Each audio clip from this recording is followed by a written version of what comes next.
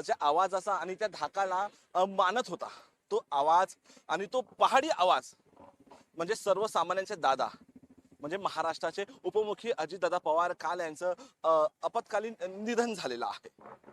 त्यामुळे संपूर्ण महाराष्ट्रात शोकांकिरा पसरलेली आहे। अजितदादा आहे सकाळी आपले पहाटे 5 वाजल्यापासून प्रशासकीय कामाला सुरुवात करत असे। मुंबई सारख्या शहरात बघायला गेलं मुंबईचं जे मंत्रालय आहे ते मंत्रालय आज पूर्णपणे शोकांकित आहे, पूर्णपणे शांतता आहे। मुंबईचे जितके प्रशासकीय कार्यालय आहेत ते प्रत्येक कार्यालयास 3 दिवस बंद आहे। 3 दिवस हे दुखवटा पाळले जाणार आहे।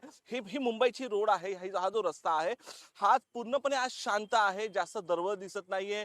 नाहीतर हा जो प्रशासकीय रस्ता आहे, हा जो रोड आहे, या रोडवरती मोठी दरवळ सुरू असते, लोकांची गर्दी असते। लांबून राज्याच्या कोण्या कोपऱ्यात ह्या मंत्रालय आहे, विधान भवन आहे, इथं प्रत्येक पार्टीचं कार्यालय आहे। आपण पाहू शकता इथे हे राष्ट्रवादी भवन आहे बघा। हे राष्ट्रवादी भवन बघायला गेलं तर इथे अजितदादा प्रत्येक मंगळवारी सकाळी 6 वाजल्यापासून आपले जे कार्यकर्ते आहे, जे पदाधिकारी आहे, त्यांना भेटण्यासाठी येत असते। मात्र आज जर हे जे राष्ट्रवादी भवनची जी परिस्थिती बघायला गेलं तर आज इथं फक्त शोकांकिता आहे।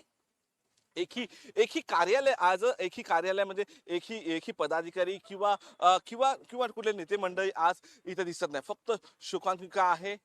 अजितदादा गेल्याने संपूर्ण महाराष्ट्राला एक शोककाळी पसरलेली आहे।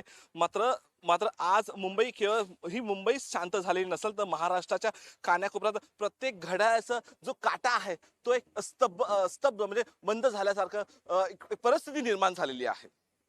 शिवाजी काळेसोबत मी धीरज गुलब, टॉप न्यूज मराठी, मुंबई।